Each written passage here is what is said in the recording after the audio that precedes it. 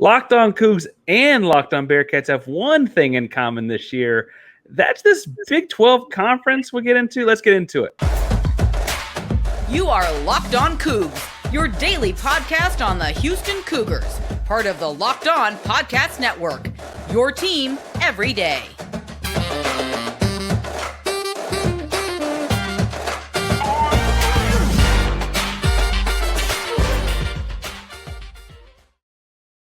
Welcome to Locked On Cougs and Locked On Bearcats. I'm one of your hosts, Parker Ainsworth. I'm joined by Alex Frank of Locked On Bearcats. Alex, how are you doing today?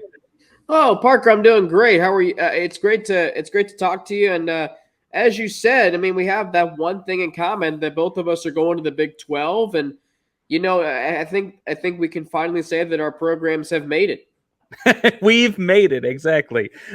We'll leave that 2021 American Athletic Conference Championship game in the background, and we will just talk about moving into the Big 12. We got a fun show today for people in both audiences, talking about Houston and Cincinnati and previewing our first season in the Big 12, as well as looking at what FanDuel thinks of our teams heading into the Big 12. But I got to ask, Alex, as you're moving into the Big 12 and you represent all of Cincinnati right now, what are your thoughts this point in the process? You got a few weeks at this point, really, before you're in the conference fully. Summer practices are happening. What are you thinking?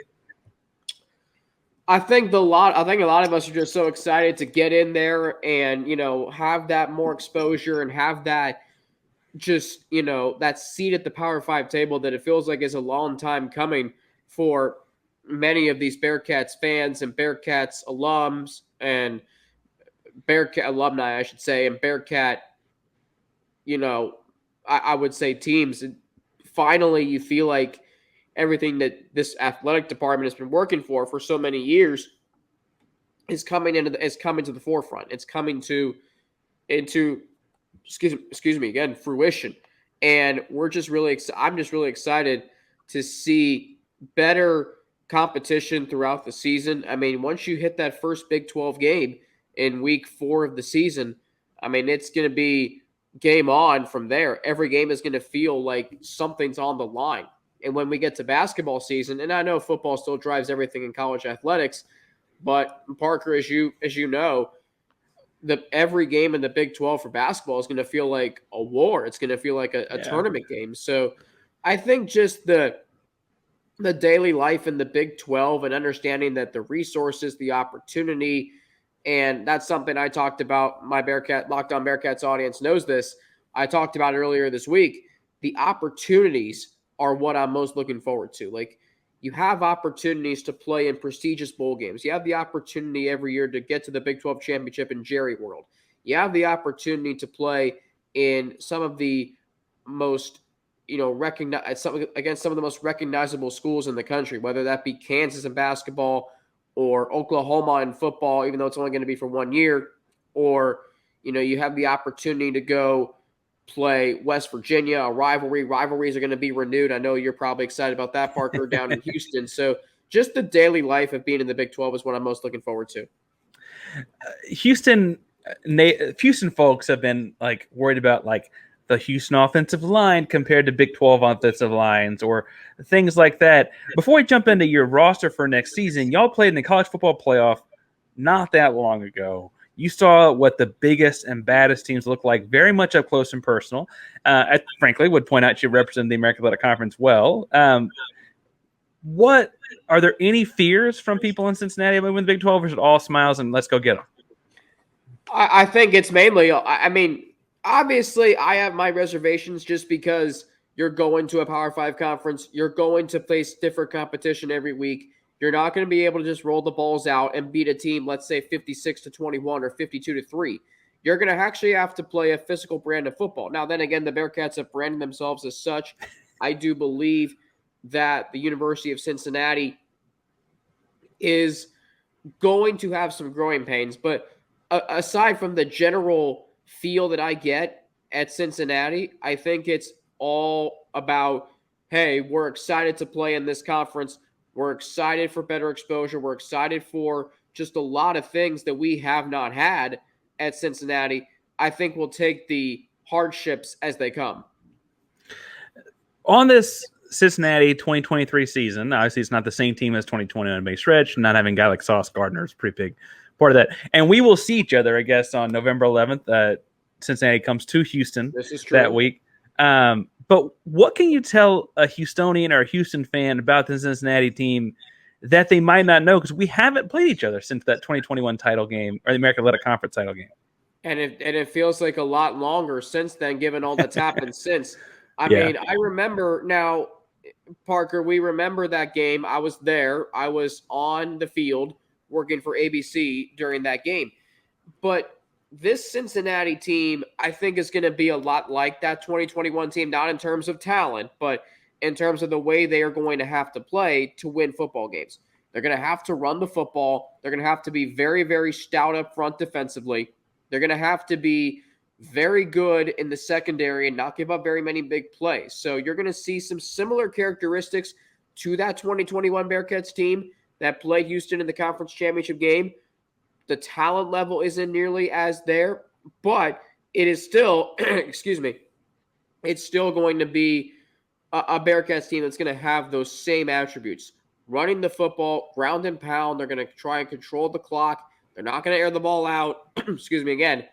But you're going to see a team that is going to get after the quarterback defensively. They're going to have to limit opponents on the scoreboard. That's the kind of team you're going to see. It's going to be a bend, don't break defense, but more leaning towards a defense that can hold its opponents to low point totals and yardage totals. So very, very, what's the word I'm looking for? This is a very, very good Bearcats team, hopefully, that's going to show a lot of similarities to that 2021 team.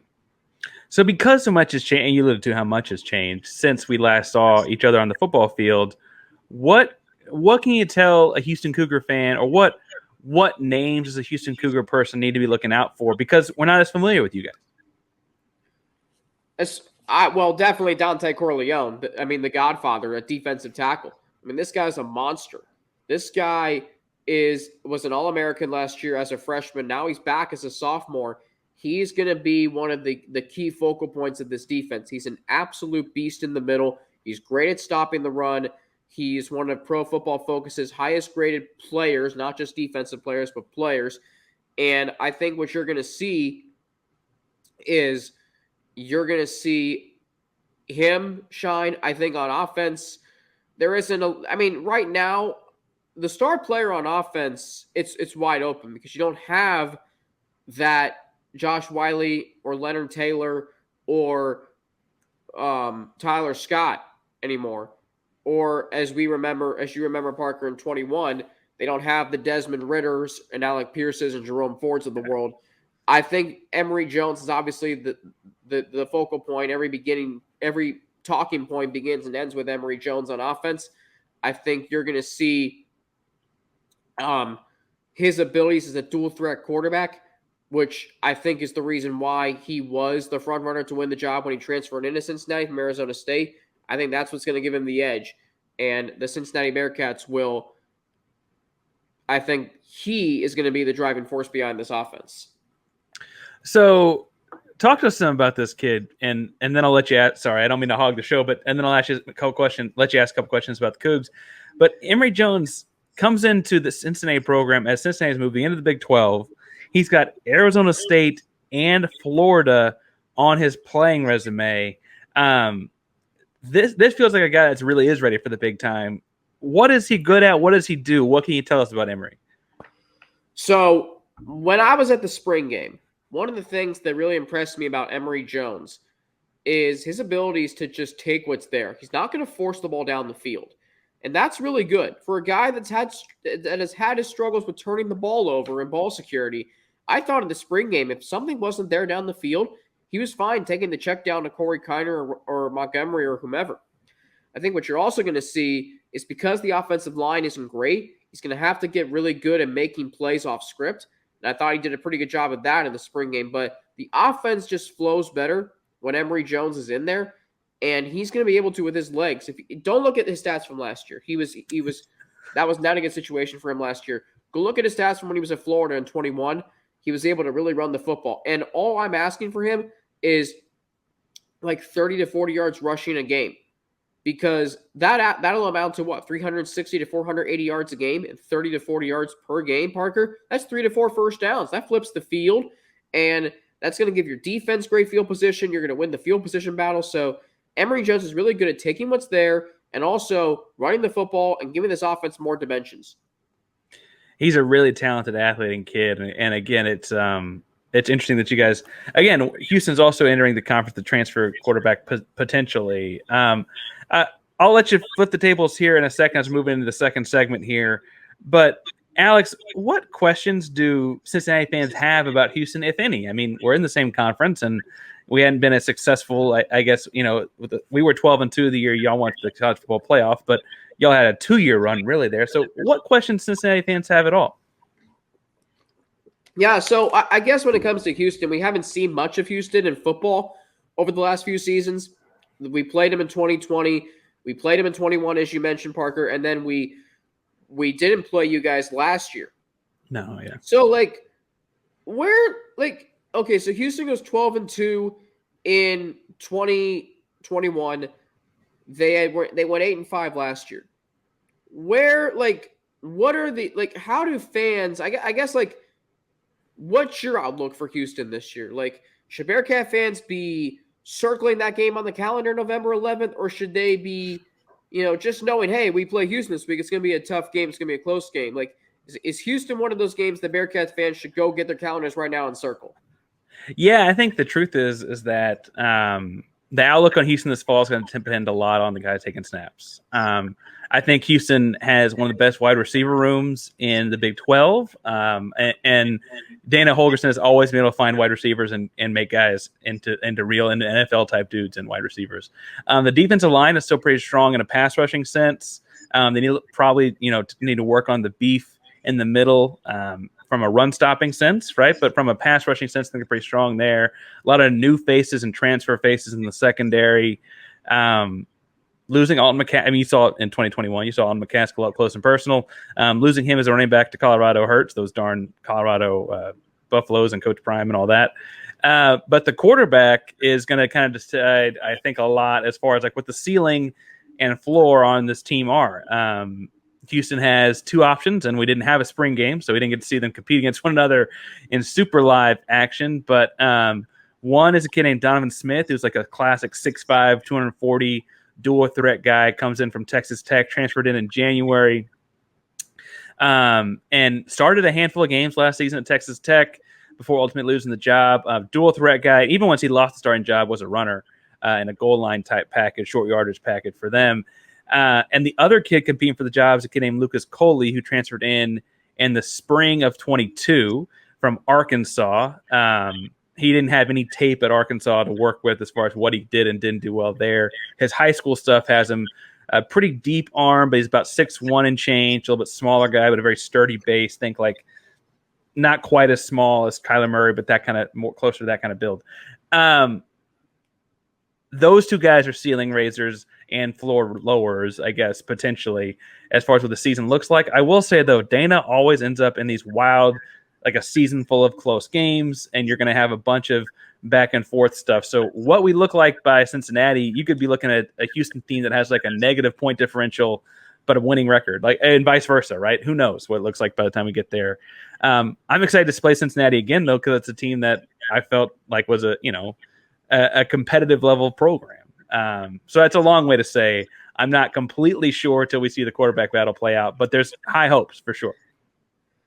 Okay, so yeah, I was going to ask you about that because you're losing a guy in Clayton Tune who was there, it felt like, for 20 years.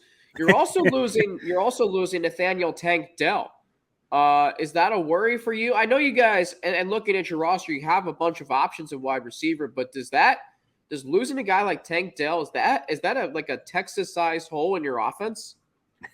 And this is not to disparage anything that Tank Dell brought to the table. I imagine they miss Clayton Tune more, though. So Tank Dell obviously was a third-round pick, and he's 5'9" and 165 pounds. So that a wide receiver got drafted at all at that size, I think, speaks to how talented he was. Houston has done a pretty good job, both with last year, Matthew Golden came in and set some freshman records at Houston in terms of receiving the football. They also brought in a couple transfers like Stephon Johnson from Oklahoma State. Joseph Manjack came the year before from USC, and Manjack got hurt and missed a lot of 2022, so people kind of forget about him. They also have this kid coming in who's like one of the highest ranked prospects in the history of the football program, in Mikael Harrison Pilot. He lists as an athlete, but it looks like he's going to be a wide receiver. Super talented kid. That is all to say that I think they had the resources to replace, at least as a group, Tank Dell. And again, I think the receiver room is really, really strong. It's hard to replace a starter with that many wins under his belt and that many games, frankly, under his belt, like Clayton Tune. I'm wishing Clayton Tune the best in Arizona, but man, I wish he had another year. It'd be nice to go into the Big 12 with that guy taking the snaps. Okay, but one guy that you do have returning is Alton McCaskill. And he missed last year with a torn ACL, but in 2021, and I'm going to pull the stats up in front of me because he was an unbelievable running back as a freshman in that season for the Houston Cougars.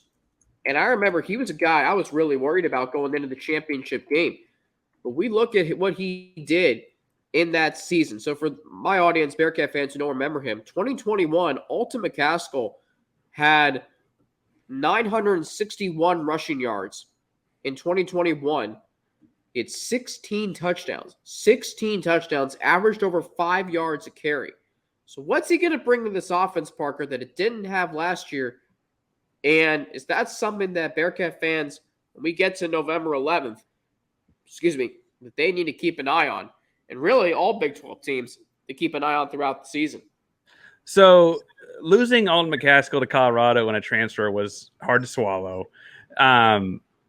He left a giant hole, to say the least. I mean, you mentioned all the stats he had as a true freshman in the conference. Wishing him the best at Colorado, but that stung. It looks like an NIL money kind of deal, and that's the worst. Houston has Stacey Seed and Brandon Campbell, who filled in the role, I want to say, adequately last year. And then they're bringing in a transfer from West Virginia whose name escapes me at the moment, but has some Big 12 experience. And then a freshman in Parker Jenkins from there in the city of Houston. So it's going to be a lot of running back by committee for sure. Losing Alton's going to hurt for sure. There's no way around that. But, that's the way the Colorado thing, I think, seems to be going, is that they take guys that hurt other programs and taking them, but definitely looking forward to seeing what the running back room produces in the way that they kind of replace that as a unit. Maybe not with any one guy shouldering all the load, but as a unit for sure. All right, so Houston's defense, 2021 was really good. Last year, not so much. This year, I'm looking at an Athlon. You guys have 3 returning starters, according to them. What can Bearcat fans and the Big 12 expect to see from this year's version of the Cougars defense? I'm really excited so the defensive line and Coach Brian Early always do a really good job. And Nelson Caesar on Athlon has, I think he's a second team preseason all-conference. And then Adari Halsey, who's a transfer in from New Mexico, is also on one of those all-conference preseason teams. He's a DB. I think the D-line is always going to be a good at pass rushing kind of thing. It's stopping the run that, how much can you rely on Dot Nwankwo in the middle at nose tackle to do on his own? He's not quite 6'2", 320 like the Godfather you mentioned earlier. That dude's a pro. But I think Dot's really good. And so, as a little bit smaller guy, he's really good. I'm really excited about the Houston Cougars secondary. A whole lot of new faces from transfer portal. I mentioned Adari Halsey comes in from New Mexico, led all freshmen across the entire country in tackles. Isaiah Hamilton comes in. He went to Channelview High School in North Houston. He went to Texas Southern, the HBCU in Houston, and he's transferred into the University of Houston now. So he is Houston through and through. He's an experienced guy from Texas Southern, comes and plays some little cornerback, little safety. They've got Jawan Gaston transfers in. He was a 4-star kid at a high school that was initially committed to Auburn, had to go to junior college. He's coming to Houston now. So he's got real deal speed, We'll see if, how much of an impact he makes on the field right away. And then, I like transfers like Justice Ugo and stuff like that too. But I think the new faces secondary are things I'm going to appreciate because, as you mentioned, the 2022 Houston defense gave up a lot of points. And I tend to think of those as secondary kind of things because that's a high boom, high bust position, right? If you mess up as a corner, you might give up a touchdown that play. Like, you can't have any mistakes. And so I'm looking forward to seeing some new faces. No shots, not too much shade to last year's guys, but I'm looking forward to seeing the new faces and how they play this fall. All right. Sounds great, Parker. Now, when we come back for both my Bearcats audience and Parker's Houston's audience, we're going to take a look at the FanDuel win projections, win totals for the Bearcats and Cougars, whether or not we agree with them, and if we think they will go over or under. We'll do that next on this Locked On crossover edition. Parker Ainsworth of Locked On Cougars and yours, Locked On Coogs. Coogs. Jake Hatch at BYU is Cougars. Is that why you're Coogs? I could go back and forth there. Jake's a great guy, and I guess they had a show first. I will say, okay, Houston's Locked On Cougar sounds like a night on the town with Dana in a way that I'm not sure that's a whole different show. All right, yeah. Well, and I'm sure you'll see both of them and me on the Big 12 Roundtable show that you guys. I'm looking forward to. And Parker, you and I get to do those this year. Yeah, so that's gonna be a fun time. Now that we're in the Power 5 conference, which the Bearcats are officially members on July 1st. Parker, is that the same for Houston? Yeah, and I'm excited to see. You guys are officially members July 1st. July 1st, and there's all of the different what you call like social media stuff going on with that. Apparently, there's gonna be a bunch of marketing push and that kind of thing. Yeah. I'm excited about that. It's gonna be a fun time, and I wish the network would hire a Locked On Nights host for UCF because I think they could do very well down there. I don't think there is one yet. So we have 3 of the 4 new members. They have shows, including us and Jake from BYU. So maybe we'll get a Locked On UCF host eventually. But anyway, Parker, I'll let you take it away on this segment. Let's look at our FanDuel win totals. Of course, they are the official sports betting book of Locked On Sports, if that's a word. So let's hear it. The Cougars and the Bearcats win totals this year for FanDuel. They got Houston at 4.5, and I got to be honest, Alex, that upsets me. For one, 4.5 means that you win your 3 conference games, and you're debating between 1 and 2, or your 3 non-conference games, debating between 1 and 2 conference games. Now, Houston does not have a particularly difficult non-conference schedule. They got UTSA, Rice, and Sam Houston.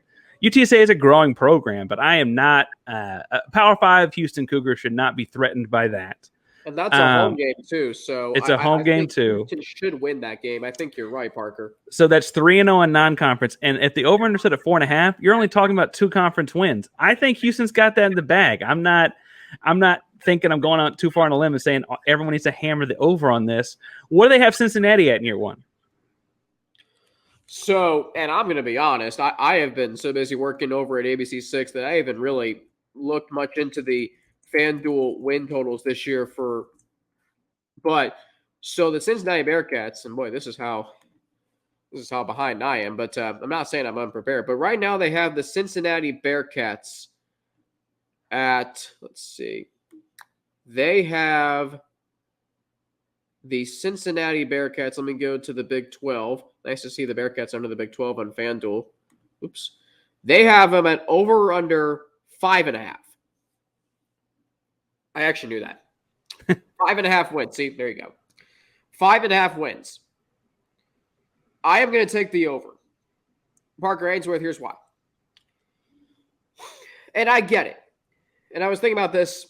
We recorded this earlier this week, and I was running through downtown Columbus, where I lived before this, and I was thinking, when you have a coaching transition, and you guys went through this a few years ago with Dana Holgorsen after, who was the coach before? That was there was Major Applewhite. Before that was it Herman?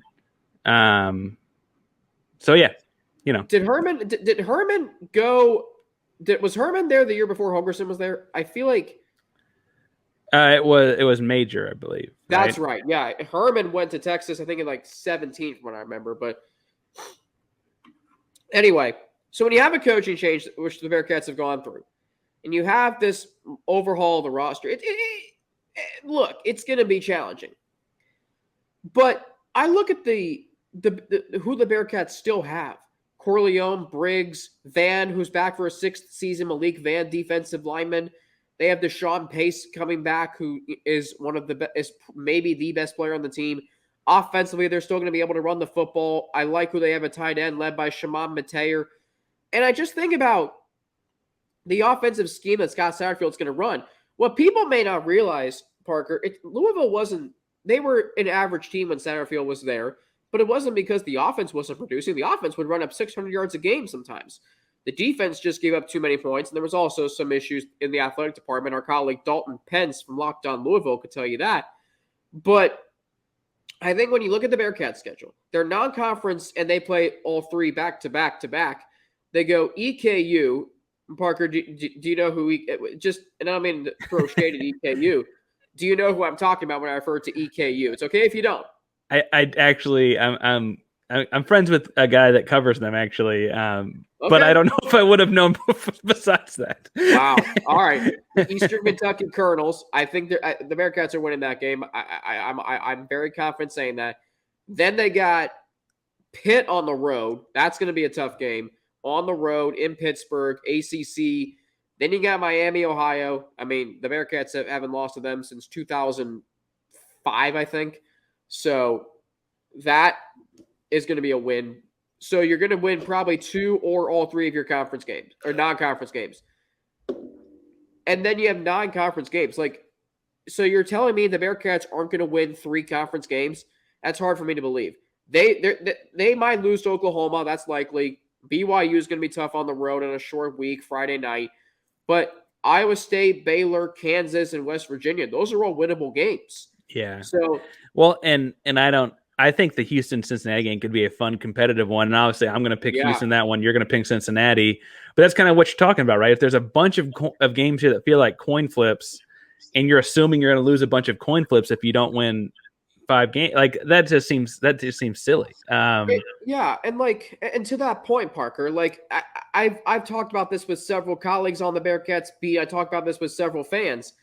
I don't feel like there's a game on the Bearcats schedule that I'm saying, oh, yeah, they're losing that game. I don't feel that way. Even with Oklahoma, I don't feel that way. Oklahoma last year was only, 7-6? So they had a bad showing last year. They got blanked by Texas, and that was bad. Now, again, Parker, as I said earlier, they had a new head coach. Now, I'm a huge Brent Venables fan. My sister just graduated from Clemson, so I am also a Clemson Tigers fan. And I think the stark contrast of Lincoln Riley to Brent Venables was evident last year. But again, top 10 recruiting class. You have to think they're going to be improved. You have to think they're going to, that 7-6 record left a sour taste in their mouths. So let's just see where this season goes. I think it's going to be, but as far as the Bearcats, I take the over-under at 5.5. If it was at 6.5, I'd say, okay, spend a little more time. But I'm confident saying, and that, by the way, is at plus 100 over-under. I'm taking the over on that. Yeah, that's the kind of the way I feel about Houston with the 3 non-conference. They're at Texas Tech, but they took Tech to multiple overtimes last year. They get West Virginia at home on a Thursday. And then we get to play Cincinnati and Central Florida. And I know you're going to tell me Cincinnati's going to win that game, but those are 2 teams that are moving into the Big 12 a lot like Houston is. And so I feel like those are comparable programs, at least a coin flip there. And then Oklahoma State, you mentioned Oklahoma being down. Oklahoma State was also really down last year, and Houston gets them at home in the last home game of the season. Those are all, that's without mentioning, do you upset someone like Texas or TCU, which are possible with rivalry-type games from the old Southwest Conference days. I'm comfortable with going over the 4.5 for Houston for sure. But I'm sure people are going to chirp at us and tell us where to find or that we're wrong. So before I get into my stuff, Alex, where can people find you and chirp at you when they think that we're wrong about this? Oh, no question about that, Parker. They can find me on Twitter, as you see on the screen, at Frankie_Natty with 2 N's and an ATI. They can also find me on Instagram, AlexFrank9_. And then they can also email me at alex3frank@gmail.com. Here to answer your questions, if you have a topic idea that you want discussed on a show, we're down to 3 days a week, Parker. We got to get creative a little bit, got to have some fun until we pick things back up on July 31st. So that's where they can find me. Also, of course, I'm on, and mainly Twitter is where I live. Twitter's where I live. I got the same handle across all. It's P Ainsworth or just Painsworth512, PAINSWRTH 512 on Twitter, Instagram, TikTok. I have one. I don't post a whole lot, but all your favorite social media handles. That's where you can find me at Painsworth512. We bring you Locked On Cougs all summer long. Let's get ready for our first year in the Big 12. And we're excited about it, Alex. I think you're excited about it too. It's going to be a fun season in the Big 12. Well, and you said it, and that's what I'm most looking forward to is getting there and mattering every single week. You're playing in a Power 5 conference. People care about the Big 12, and God, when we get to basketball, it's going to be, and what's really cool is there's already talk of expanding, and you hear names like Colorado, Arizona, Utah, or not Utah, UConn, and Gonzaga. When you mentioned the name Gonzaga and basketball expansion, yeah, just sign me up right there. But just really looking forward to it, Parker. And this was great. It was great talking to you. And you and I will do another crossover before the Bearcats Houston game in mid-November. That's the day before my birthday, by the way. So, and what's ironic is the Houston Texans play the Cincinnati Bengals the next day in Cincinnati. So, that's weird. I hadn't even put that together. That is weird. It's a double dipping of Cincinnati versus Houston. So that's going to be fun. And I'm sure, and then I'll see you on our Locked On Big 12 Roundtables show. So that's going to be fun. Although I hope they continue to do that this year. I know that I know things are changing, but we'll see how that changing landscape looks. We end our shows every day with Go Cougs. I don't know what is it. Go Cats. Do you have a hand signal? I don't really have a signature ending. I don't want to commit myself to one because then if I forget, it's gonna I don't want to have the it's okay if I do, but I just kind of like to keep things natural. I usually say have a great day. I'll be back tomorrow right here on Locked On Bearcats. So, but maybe this time I'll put my signature saying on it. Well, we say Go Cougs and put a hand up. I don't know. Do y'all have a hand sign at all? It's a state of Texas thing. We really don't.